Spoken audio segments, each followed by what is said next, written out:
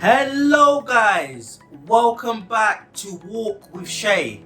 My name is Shay and on this video we talk all things from London and beyond. Today's video is a very exciting video because I'm starting a brand new series. It's called the Tube Lines of London. So on this series I'll be going through every single tube line of London, how long it is, the actual specific details, and also what to expect as you pass through each station and what you can get out and see. So sit back, enjoy this video. Today's video starts with the Bakerloo Line. I'm going in alphabetical order, so I'm going to start with the Bakerloo Line. So sit back and enjoy. So the Bakerloo Line opened in 1906 and it is coloured brown on the London tube map. The name Bakerloo itself is a combination of two of its famous stations, Baker Street and Waterloo. Bakerloo. The Bakerloo Line has a total of 25 stations and runs in a south to northwest direction or a north to southwest direction. At one end, at the southern end, you've got Elephant and Castle, and at the northern end, you've got Harrow and Wilstow Station. On the screen, you can see a map of the Bakerloo Line. So, as you can see, of the whole Bakerloo Line, all of it is underground apart from the section between Queen's Park and Harrow and Wilstow. This section is actually shared with the London Overground, which runs between London Euston and Watford Junction, and also it runs parallel alongside the West Coast Main Line. Very interesting fact about the Bakerloo Line as well is that the current Bakerloo Line in itself actually used to terminate at a various variety of locations, such as Watford Junction and even Stanmore, which is now on the Jubilee Line. You're probably thinking, as a tourist or as a visitor to London, what is there to see on the Bakerloo Line? What I'm going to do is I'm going to go down the line and show you different sites and things that might be of interest to yourself, which is on the Bakerloo Line. The first place that I want to start with is the National War Museum, or as it was known previously, the Imperial War Museum in Lambeth. So, the National War Museum is located between Elephant and Castle and Lambeth North stations on the Bakerloo Line. The museum was opened in 1917 and it was originally designed to commemorate British and Commonwealth efforts during the First World War. But since then it has been used to commemorate British efforts in all wars ever since. It was originally opened by King George V in 1917 and was originally located in Crystal Palace before it's found its current home where it is now, just south of Lambeth North Station. The museum itself has a large collection of books, stories, films, many stories regarding the various conflicts since the First World War. And the great thing is that it is actually free to enter. The actual museum is open from 10 AM till 6 PM daily, and I'll put the actual address on the screen so that should you want to visit it, I will definitely recommend you guys to give it a go. Moving slightly further along the Bakerloo Line is the iconic Waterloo train station.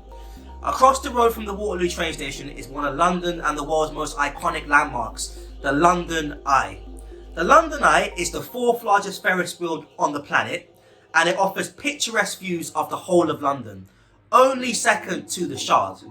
The London Eye was actually opened on the 31st of December 1999 by former Prime Minister Tony Blair to celebrate the turn of the millennium. The London Eye itself takes about half an hour to go around basically, but it's a very, very iconic landmark because it's got 32 pods, each representing one of London's boroughs. I would recommend going on this and please check on the website for the price of tickets as they vary. I believe daily, the London Eye is open from, I believe it's 11 till 6 or 6:30. Please don't quote me, check the website. And I will put the postcode and details on the screen also. Not too far from the London Eye and just down the road on the Bakerloo Line, just off of Charing Cross Station, is two of London's most iconic landmarks and the world's most iconic landmarks. The first one is Trafalgar Square. So Trafalgar Square was named after the Battle of Trafalgar, which happened in 1805, and Trafalgar Square is also the geographical centre of London. Trafalgar Square has a massive statue called Nelson's Column, which is of Lord Horatio Nelson, who led Britain to victory in the Battle of Trafalgar. Today, Trafalgar Square is a bustling hotspot of tourists and locals alike, where you can see lots of restaurants, shops, and many other itineraries also. At Trafalgar Square, it used to be known that it was a big hotspot for pigeons, but I believe that's stopped now because I believe the previous mayor stopped people from actually feeding them. But at Trafalgar Square is one of the places where you'll meet every kind of person in society, and it's a great place to visit. It is impossible to visit Trafalgar Square without visiting the National Art Gallery in Trafalgar Square.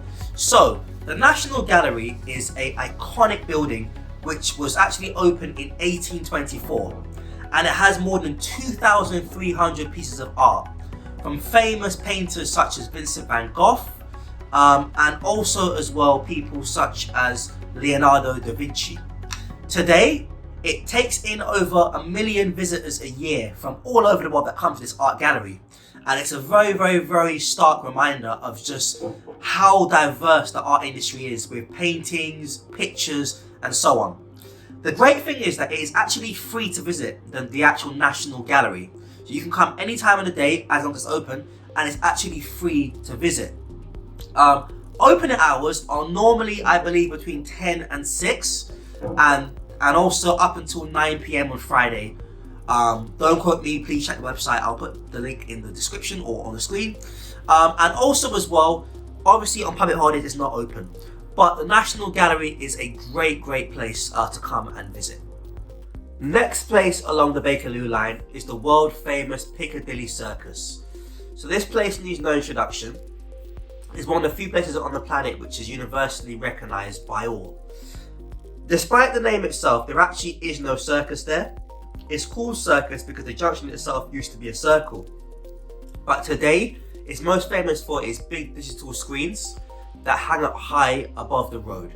The screens themselves have been there since the early 1900s, and the area itself is very bustling with tourists and locals alike. Alongside the area, you can find nice shopping places such as Regent Street. You can also find tourist spots, and also you're very close to areas such as Leicester Square, Green Park, and as I mentioned, Regent Street also. In terms of what there is to do, I would suggest taking a nice trip around the area. There's also Soho nearby, and also London's Chinatown. Piccadilly Circus is a must visit for anyone that comes to London. Next stop on the Bakerloo Line, and just down the other end of Regent Street from Piccadilly Circus, is the famous Oxford Circus Station and Oxford Street area. Just like Piccadilly Circus, there is no circus at Oxford Circus, but the Queen did actually drive a train there once, basically drive a train into the station. But let's not get carried away. The area today is most famous for being Britain's most famous shopping area, Oxford Street. It has many shops, including things such as Selfridges, John Lewis, it's got Nighttown, and many other stores. And if you travel further down onto Regent Street, you've got the world famous Hamley's Toy Store. Oxford Circus is a hub for shopping. If you want anything in London to buy, you go to the Oxford Circus area. So if you're ever in this area, watch out for the actual X shape at the crossing, basically. This was done by Mayor Boris Johnson back in 2009. He's now the current Prime Minister, and he was inspired by the Shibuya crossing in Tokyo, which I've had the pleasure of visiting myself. So if you ever come to Oxford Circus, make sure you have some money to spend to go shopping. Next stop on the Bakerloo Line from Oxford Circus is Regent's Park train station. And outside of Regent's Park is famous for a famous landmark, Regent's Park itself, but also London Zoo. So, London Zoo is the world's oldest research zoo, and it was opened in 1828, but only opened to the public in 1847. At the zoo currently today, there are over 600 species of animals at the zoo, and it attracts visitors and tourists from all over the planet. the main thing about the zoo, which is very interesting as well, is that the actual zoo received no public funding. So the zoo actually relies on its wonderful trustees to keep it going. And the zoo itself is a wonderful treasure of London and Britain also as well. The zoo famously as well was home to a famous Harry Potter scene.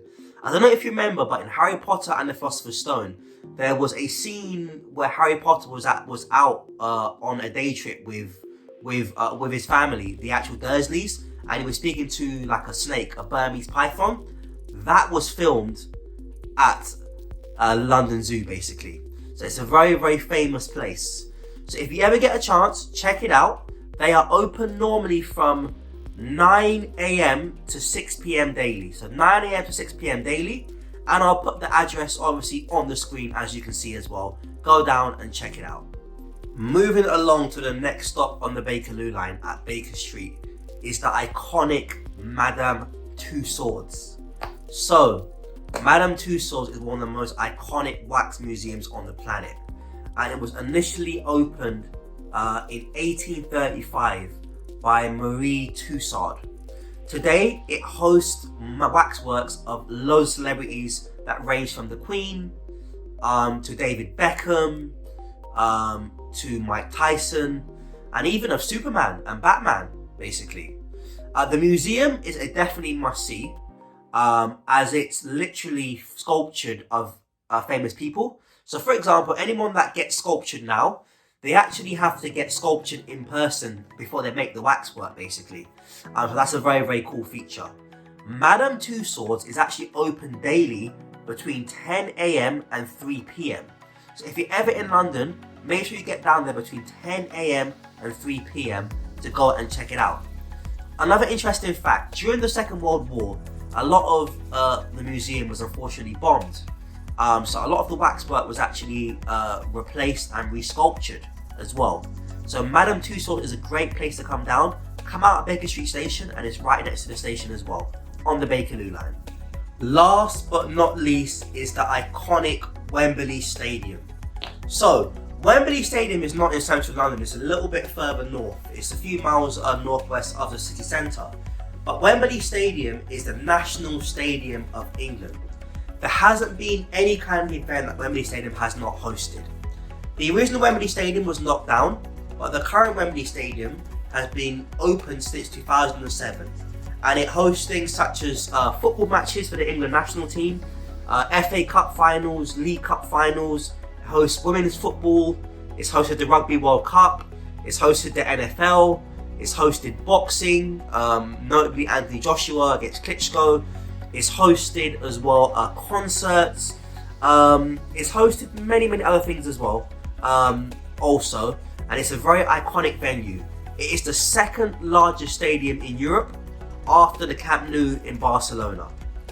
Wembley Stadium itself has an arch that goes over the stadium, the iconic Wembley Arch. The arch is 133 meters tall, and this arch stretches from one end of the stadium to the other. The stadium itself is on the Bakerloo Line at Wembley Central, but it's also more closer to the Jubilee Line and the Metropolitan Line at Wembley Park. But if you ever want to go to Wembley Stadium, please feel free to book online for a Wembley Stadium tour, as there's so much history around Wembley. Outside of Wembley Stadium is also the Wembley Arena, where they've got things such as concerts, wrestling events, and many more kinds of events also. So if you're ever in the area, please take a visit at Wembley Stadium, take a picture next to the Bobby Moore statue, and yeah, just enjoy it and soak it in. So Wembley Stadium, an iconic place on the Bakerloo Line. So guys, that is it for today's video. I hope you guys enjoyed the video. That was all you need to know about the Bakerloo Line, the first of a long series about all the tube lines of London. So if you're ever staying on the Bakerloo Line or near it, please don't forget to check out all these places that I've mentioned in the video. In the meantime, if you like what you've seen, don't forget to like, comment, share, and subscribe. That'd be greatly appreciated. Let me know that you guys are enjoying the content. Until next time, my name is Shay. This is Walk with Shay. I'll see you soon. Bye bye.